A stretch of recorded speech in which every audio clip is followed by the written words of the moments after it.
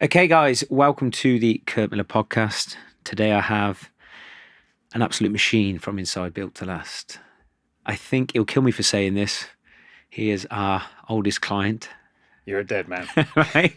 He's our oldest client, John Hockaday. But the transformation this man produced is the greatest. You're 60 now? 60 and a half now. 60-year-old transformation I've ever seen. And just while I was in London, John, I know obviously I'm a million miles an hour. I just pretty much begged to get you here. I'm very, very grateful in advance for you giving up your time. But as a 60-year-old man who, if you check out John Hockaday's transformation, for me is an inspiration to any person in their 50s and 60s who has a doubt in their mind that they can still produce a great physical transformation. But as I'm sure John will unpack over the next 20 minutes, I've destroyed him with time today, some absolute gold of someone who was, I'm sure he'll admit very honestly, stuck, weren't you, mentally, physically in a rough spot. Obviously, you jumped on board during COVID and has now radically turned that round. And yes, if you see John's transformation, it was like physically, it's crazy. You even did a shoot, didn't you? Which we'd never ever force that on anyone, especially someone in their 50s and 60s. But John, you really are an inspiration to every single person inside that Built to Last community. And you know, for anyone listening, you're not a bodybuilder. You've got priorities. You've got family, beautiful wife, business, a life. What I want to unpack in the time we have today, John, is what was life like before, what was life like after. And there are a lot of business owners in their maybe 50s and 60s who are possibly doubting themselves. Oh, God, I've got a lot on, it's too late. I want you to violate that and just share some just practical gold of actually what you've done to do that. Because obviously the goal of the channel is how can we provide tips, knowledge to help people get in the best shape of their life without compromising lifestyle, because you are evidence of that. So first and foremost, thank you so much for your time, John. You're welcome, Kirk. Thank you. And have I stopped blushing yet? Or can no one see that anyway? No, mate, I've got more wrinkles than John. I'm 40 this year and John's 60. He's a face like $1 million. How much does face cost? No. So yeah, just maybe elaborate a bit. Sure. But what before obviously we locked horns on that phone call, John. Give people a little bit of a background, maybe of your health up to date. I mean, so you would have joined me. We were about 58. 58. Yeah. But someone who'd always trained, like you'd had different businesses. Just give people a little bit of a snapshot of your backstory. Sure. I've always, since my 20s, I've been training regularly, going down the gym maybe 2 or 3 times a week. I was my sort of formative years in my working career were in the 80s, and it was very much sort of the time of Maggie Thatcher and yuppiedom or yuppieism, and it was go. So at 6 o'clock I'd be down the gym, and there'd be women coming in all fully made up down the gym, and get out by 8 o'clock at your desk, and it was very sort of high powered impression. It was quite a new thing. So I used to be part of that, working out very intensely, had trainers down the gym. And I loved it. It was great. I was in pretty good shape. And that carried on for a while. Then obviously life happens. You have kids and work takes on. How many kids you got, John, for those listeners? 4 now, yeah. Oldest one 30, youngest one 13. So it's quite a handful. So I carried on, and this sort of pattern continued. I'd run, I'd just do anything I could. And I got PTs on board different places. I lived in Ireland for a while. I was always training, always playing squash, always doing something. Not with a particular goal in mind. I just enjoyed feeling good and keeping fit. At some point, somewhere in my 40s, I kind of fell off. Literally wasn't getting much out of it. Other things took over. Yeah, what specifically? Because I mean, this will relate to a lot of people. Bored, I think, is the honest answer. I really got bored. I wasn't playing any competitive sport. What sport had you done maybe previously? Squash. Yeah. I took up fencing at 41. I came second in the Sussex Novice Champion at 46 against a 14-year-old, which I'm very proud of, and have the trophy to show. And chess as a teenager, but trust me, that's not too good on the body. I broke my finger playing chess, but that's another story. Okay. So it was just a boredom kind of set in. There was a bit of comfort, just sort of relaxing. Come the evening, it was getting to wine o'clock, and I'd like to just chill out and so on. Yeah. So is what wine is always, because this will be so relatable.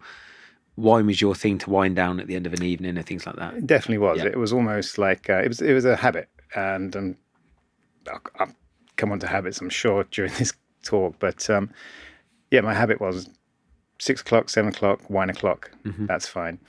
The idea of going down the gym or doing anything energetic at that point in time wasn't going to happen.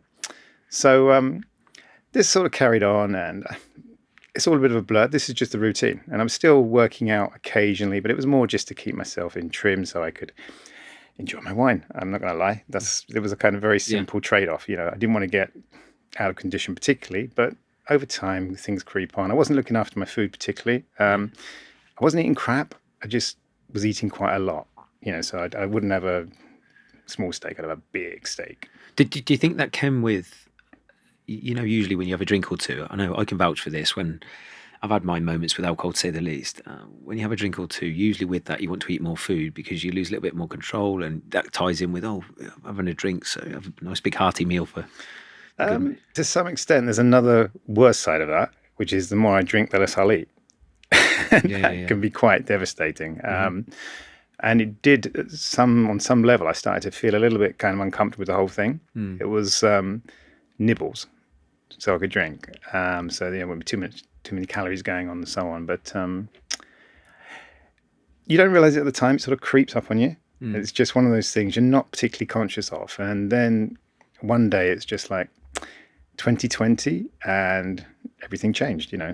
I worked from home, and a lot of my social interaction came from actually going out and meeting clients. Well, that stopped, so I was working from home. The delicatessen counter at my local Sainsbury's was suddenly removed completely and stocked up with pallets of wine. Did you remember that? Yes, I remember, during the pandemic. Yeah, everything changed. The whole shopping experience was boxes of wine. Yeah. And tell me what you do professionally, because obviously we have different clientele who have different professions, but share what you do for your business. Sure. I'm what's called a multi-potentialite, which is a word I hate, but to explain it, I have many interests. So that means I've done lots of different things. They've all been around growing businesses, scaling up startups, and putting together little businesses of my own. I've started 7 companies since the age of 20. Yeah. Currently, I'm putting together a Google Ads training course. Yeah. I run Google Ads for clients in industries quite diverse, but so work isn't location based. So as I say, I'd be working from home or in a rented office, but going out seeing clients was my big social interaction. Yeah. Without that, I was kind of flustering. Yes. So it became so much easier to drink wine. And I'm not the only one in the world to admit to this. Not during that period especially. No, it was kind of like, what do you do to sort of occupy yourself? And you'd be having Zoom wine parties and things like that. Saving grace was I discovered walking. I've literally lived in Sussex for 20 years now and hardly seen it. Wow. So such a beautiful part of the world as well. And what a fantastic routine. I'd get up, do some work, go for a walk, come home and have some wine. Yes. And that was life, Yeah. And I wasn't particularly looking for anything to get myself back in shape. And then one day, trawling through social media as you do, I'm on Instagram, and a guy I've never met, and yet we work in a similar industry, is Matt Wilson. Yes. Big Matt. And Matt was always in pretty good shape, and he used to flex his muscles and show his t-shirt off and so on. And he showed himself 10 weeks prior, and then showed himself 10 weeks later, and the transformation was something. Now, for me, I think one of the biggest things I realized about my previous sort of lack of desire or ability to get into particularly good shape took too long. And it took too long because I wasn't doing the right things, and I didn't have anyone particularly on my case. And Matt said he did that in 10 weeks. So that's when I thought, I'm going to pick up the phone and talk to this guy called Kirk Miller and see what he's got to say. And I wanted to know who Matt got to do his Photoshop. That was my biggest question. And that's it. So we had the phone call. Yeah. And then what would you say was the main motivation? Because I'm sure you can elaborate, as previous clients have done this. when someone said they want to drop body fat, gain control of habits, I always ask the question why, right? But Yeah, what was your yeah? I thought, why are you asking me this? What's this got to do with dropping body fat? Yeah. And I remember the thing, I don't quite recall my answer, because I think I probably waffled slightly because I was a bit on the spot, but I do remember what you said to me then was, it's one thing to come to me from a position of pain, which most people do, but unless you've got something pleasurable on the other side of it, it won't last. And I wasn't expecting that, because that's not a conversation about dropping body fat. No. And I kind of thought about it, and it's all about my kids. It's as simple as that. You know, the role model I am, the father I am, the legacy, for want of a better word, I leave them. And that's it, you know. And I just kind of felt in that moment that it just wasn't that good. Dad working all the time, drinking, you know, not in an unpleasant kind of violent, drunken sort of no. way. But you'd lost control, and you knew that maybe that was rubbing off on them in the wrong way. Yeah, and they always see you with a glass of wine in the evening. And for better for worse, that's just not something I was feeling particularly good about. And so it came down to it. That was it still is. Yeah, the driver is a motivator. Yeah. How important is that even now? Because obviously we'll share some tactics about how you actually have got in peak shape at 60 and been able to maintain it. But how important is the awareness of the motivation of your children on a daily basis to maintain the consistency you have now? It's completely massive. My two youngest are 15 and 13. And Rich Porter, he alluded to something in the last event, which I watched his, I wasn't there, but I watched his speech back. Yeah. Something called the echo effect. Yeah. And my 15-year-old, he didn't particularly like football at school because he was like me. Unfortunately, I think it runs in our family. We're not quite Coventry City standard, you know. And he was losing interest in sport a little bit. And then we spoke about it, and I said to him, well, you know, I can remember football with the 3 passes in my life, which were actually really good, and let someone score a goal because I made one good pass. And we did a little bit of kicking around, and he said, I get this now. A couple of days later, he went down, hustled himself onto the football team, just put his name at the bottom of the list, jumped in. From that, met someone else who's in the basketball team, moved over, and now he plays basketball. Amazing. In mid-Sussex. And going on from that, he's going to college to do his GCSE A-levels in September, and he's chosen maths, physics, and PE. And he would never have done that if he never would have done PE. Which I suppose even for his long-term aspirations and ambitions, obviously you need energy to follow through on these things, confidence for relationships and careers. How important, what does that mean to you, knowing that at least there's a value on his health, clearly, if he's chosen PE that maybe wouldn't have been there had you not done what you did? Is that basically what you're saying? Massively. Yeah. That's completely, I mean, we talk about, you know, muscles, and he's following different people, and I've got a few people on Instagram I've put him to follow. And he's just big into it. Yeah. And that could not have happened had I not done what I did. Yeah. Eats well. Really, really up on his nutrition. Yeah. It's a pleasure to actually just watch the man grow into a lovely little. Yeah. So what would love to get again? Sorry, because I've squeezed time here. No, John. Sorry. Go ahead. No. Because like literally we have 6 minutes or so.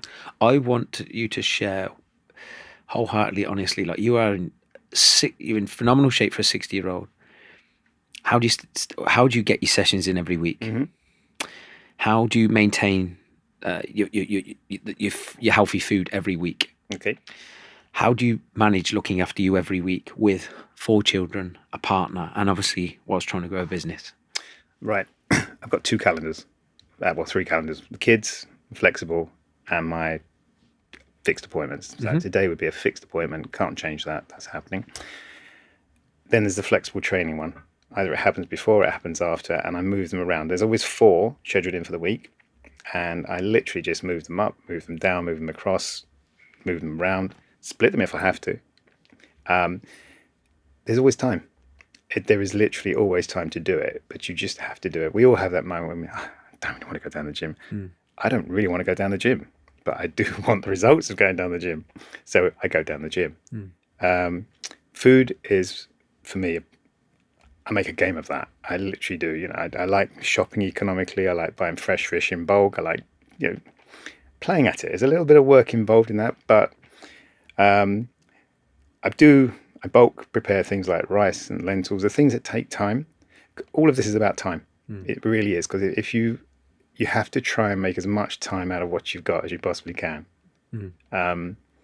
So I cook things that are quick. I don't cook things that take a long time. You know, I use an air fryer. I buy fresh veg. I eat chicken and fish.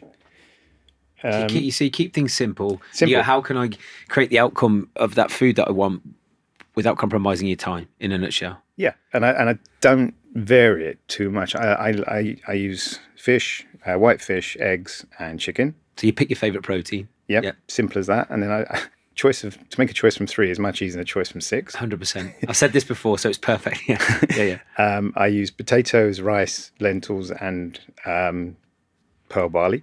B carbs. Yeah. And another great thing, make a big bowl of salad. Always have a big bowl of salad in the fridge. Put some pearl barley or something in it to get a bit of carbs in it, and put some crunchy vegetables in it. Because a lot of the time the snacking is a desire to have a crunch. Try that one at home. No, it's simple but gold, but so many people don't do this. And then just lastly on the social front, obviously you still have a social life like all of us. What is your like key tactic that you do to get you eat out at a restaurant with your partner, your children? How would you adjust that food strategy? Literally by just planning, not eating too much. I mean, you can't help it. Sometimes it's going to happen, and sometimes you do want to just push the boat out. Yeah. But to me, it's never. We know there's 24 hours a day, and we know we have a sleep cycle, etc., etc. But to me, it's not. It's about the overall thing. Chris said something months ago about calories are currency, and that just sticks with me. So the Bank of John can go overdrawn sometimes, and sometimes it doesn't credit. And I'm very much kind of ebbs and flows. It's there'll be a little wave occasionally, and there'll be a little dip, and so on. So I tend not to eat out too much, but if I do, it's just stick to don't eat rubbish. I mean, when I say by rubbish, I mean I don't eat heavy sauces. I don't eat dessert even, funny enough. My tastes have changed quite a bit, so it's made it a lot easier. On my honeymoon, I did not eat dessert. I think that means I ate dessert. Yeah, but exceptional times. It's. I don't punish myself. I don't deny myself, but I'm just very, very conscious of it. Yeah. And with alcohol, I can reasonably take it or leave it now. I mean, it's not something. I don't drink excessively. I haven't had a drink for 3 weeks now. It's because I've got a certain event coming up in Dubai, and I need to, Need to dial it in for the 100%. No, I get it. The key thing to take away from that, guys, is being in more control of your decisions, but by experience, the more energy and the more structure of the healthy food, the healthy lifestyle, you have less need to do that to fulfill the void because you're feeling good on the other side. You've experienced the benefit of that. And then just sort of lastly, John, what is the motivation for you moving forward? And share with people where they can find you, and what was the biggest, how has Built to Last helped you, in terms of the quality of life? Motivation going forward is that this is a journey I didn't expect to be having. As I say, literally it was a 10-week thing. I've got a bit of time. I'm going to get ripped like Matt Wilson and Kirk Miller, and no, it's gone on beyond that. Everything is better now. I'm in better shape physically. My outlook on life is generally better. I was never moody, but I'm a lot more calm about things. Motivation now is to get in better shape. I'm not planning a photo shoot for my 61st birthday, but I'm enjoying it. I am seriously. It's a big thing here, and it all comes down to a feeling. And it all started off. In the initial conversation, I didn't feel that good, and now I feel pretty damn good. Amazing. And then where can people find you, John, on your social media?